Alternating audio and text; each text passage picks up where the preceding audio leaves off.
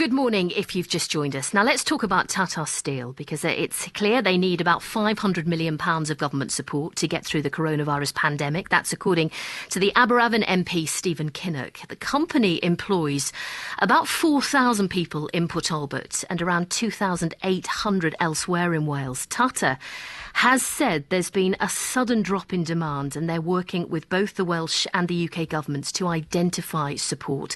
Stephen Kinnock is the Labour MP for Aberavon. Good morning, Mr Kinnock. Good morning, hello. In terms of what would happen to Tata Steel in Wales if they don't get this money, the £500 million that you're talking about, that you are proposing, what would the future be? Well, look, Tata, the entire group, is having serious difficulties because of the massive impact of the downturn that's caused by coronavirus.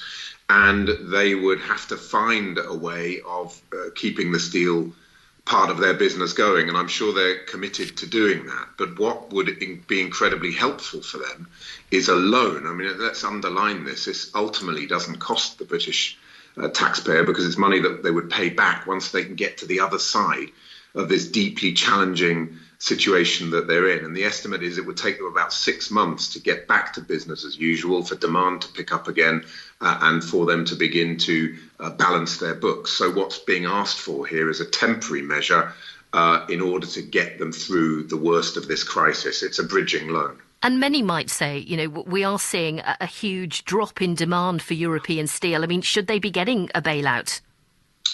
Well, look, steel is a strategic industry. Our manufacturing sector depends on steel. It's in construction, it's in cars. The Nightingale hospitals that have been built could not have been built without British steel. So if we want to have a post-pandemic economic recovery, we have to have a strong and healthy steel sector. And I would also underline the cost of doing nothing. 4,000 jobs directly employed in the Port Talbot Steelworks, tens of thousands more through the supply chain. So imagine the real cost to the British taxpayer if there wasn't a steel industry after this crisis. And I think the government needs to weigh that. The cost of doing nothing is far greater than the cost of providing this temporary support. The worry is, though, there's an awful lot to juggle here. A lot of businesses are struggling. Virgin wants a bailout. We're talking about Airbus this morning, warning they are bleeding cash. Furloughed workers, self-employed, receiving money from the government. I mean, there is only so much money to go around, isn't there? Yes, and there are many, many businesses that require help, and it's great that the government has put these loan schemes in place. The problem is that for a business the size of Tata Steel, the loan scheme is capped at 50 million, and that doesn't really begin to solve the problems that they face. What I would also say is that we have a steel industry that has been seriously under-supported by the government for the last 10 years. The energy costs we pay in the steel industry here are twice as much as the Germans and the French do. There's been very little support in terms of proper procurement policies. Business rates are so high. So the steel industry has not had the policy support that it should have had over these last 10 years. And those are one of the reasons why it's having such cash flow difficulties, is because its costs are so high. So I think the government should also recognise that they haven't done enough to support the steel industry over the last 10 years. And now is an opportunity to really step up and show that they do believe in the future of the British manufacturing sector and of the British steel industry. Well, a Welsh Government spokesman has said we continue to have ongoing discussions with Tata Steel about what support it needs to sustain a strong steel-making presence in the UK and in Wales. And a UK Government spokesman has said the government has put together a far-reaching package of support to help businesses through the coronavirus pandemic. They say they continue to regularly engage with businesses across all sectors, including those in the steel industry. I mean, what have you made so far of the government support for businesses in Wales? Well, the UK government has brought forward a lot of good schemes. The Welsh government's doing sterling work to support businesses, but there are businesses that have been falling through the cracks.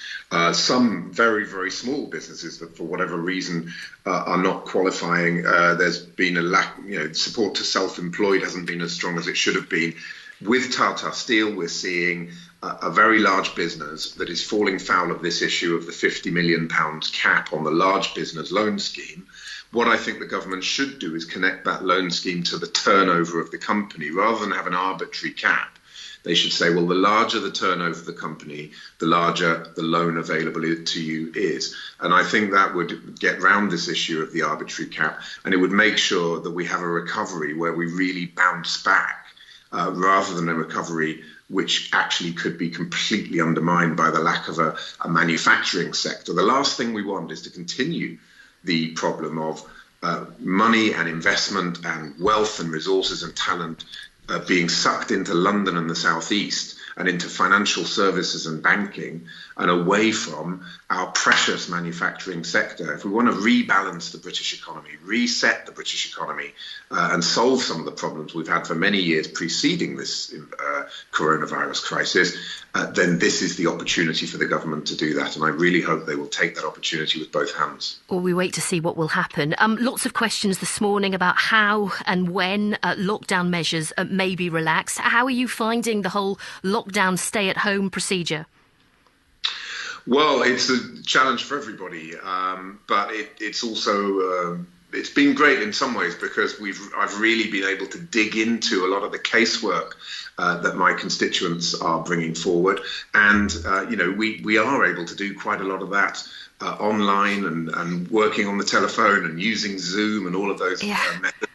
And actually, the spike in casework that we've seen, and we've seen many, many more cases in the last 6 weeks than I would normally see over a 6-month period, because so many constituents need our help. And it's been good to dig into that and really work with constituents to try and solve problems. But I think people are facing incredible challenges. I'm very, very concerned about the economy after this, and I really hope that we will have now a grown-up conversation with the government where they will set out their plans for an exit strategy and treat the country, in a mature way, so that we can actually be ready for a phased exit.